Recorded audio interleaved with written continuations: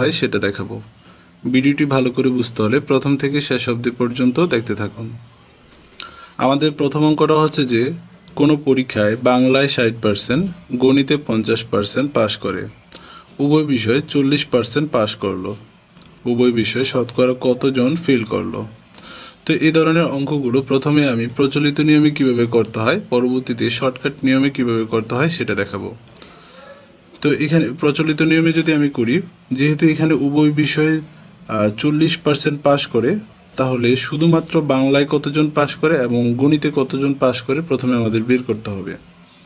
এখানে বাংলায় পাস করে হচ্ছে 60%, তাহলে শুধুমাত্র বাংলায় পাস করবে, শুধু বাংলায় পাস করে সমান 60% মাইনাস উভয় বিষয়ে পাস করে 40%।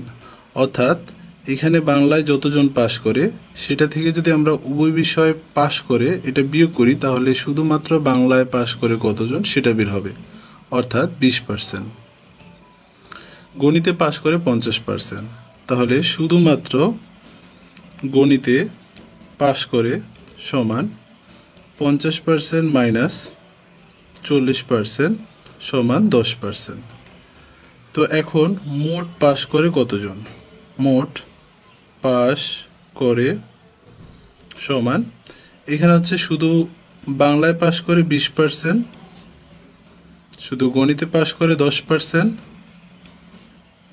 এবং উভয় বিষয়ে পাস করে 40%। তাহলে মোট পাস করলো এরকম শিক্ষার্থীর সংখ্যা হচ্ছে 70%। তো এখানে আমাদের বলছে যে উভয় বিষয়ে শতকরা কতজন ফেল করলো।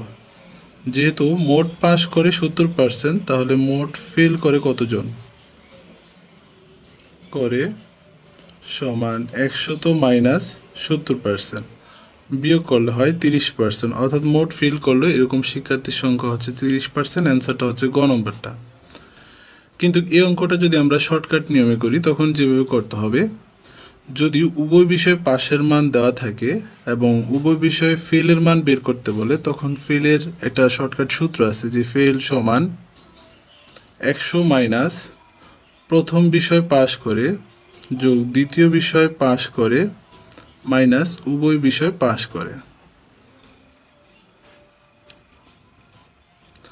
তো এখানে হচ্ছে 100 মাইনাস প্রথম বিষয় পাস করে, অর্থাৎ বাংলায় পাস করে 60%, 60 জন, যোগ দ্বিতীয় বিষয় পাস করে 50 মাইনাস উভয় বিষয় পাস করে 40। তো এবার 50 থেকে যদি 40 বিয়োগ করি তাকে হচ্ছে 10, 60-এর সাথে 10 যোগ করলে হয় 70, অর্থাৎ 100 মাইনাস 70 অর্থাৎ 30%। অর্থাৎ উভয় বিষয় ফেল করে এমন শিক্ষার্থীর সংখ্যা হচ্ছে 30%। অ্যান্সারটা হচ্ছে গ নম্বরটা। তো সেমভাবে যদি আমরা আরেকটা অঙ্ক সমাধান করি, এখানে দেওয়া আছে যে কোনো পরীক্ষায় 80% গণিতে এবং 70% বাংলা পাস করে, উভয় বিষয়ে 60% পাস করলো, তাহলে উভয় বিষয়ে শতকরা কতজন ফেল করলো। এখানে ফেলের মান বের করতে বলছে আর উভয় বিষয়ে পাস করে এর মানটা দেওয়া আছে। তো ফেল এর মান বের করার আমাদের শর্টকাট সূত্রটা ছিল ফেল সমান যে 100 মাইনাস প্রথম বিষয় পাস করে, প্রথম বিষয় পাস করে হচ্ছে 80%, 80, দ্বিতীয় বিষয় পাস করে 70% মাইনাস উভয় বিষয় পাস করে 60%। অর্থাৎ এখানে দুইটা বিষয়ের যোগফল থেকে উভয় বিষয়টা বিয়োগ করতে হবে। 70 থেকে 60 বিয়োগ করলে হয় 10, 10-এর সাথে 80 যোগ করলে হয় 90, 100 থেকে 90 বিয়োগ করলে হয় 10%। অর্থাৎ উভয় বিষয় ফেল করে এমন শিক্ষার্থীর সংখ্যা হচ্ছে 10%।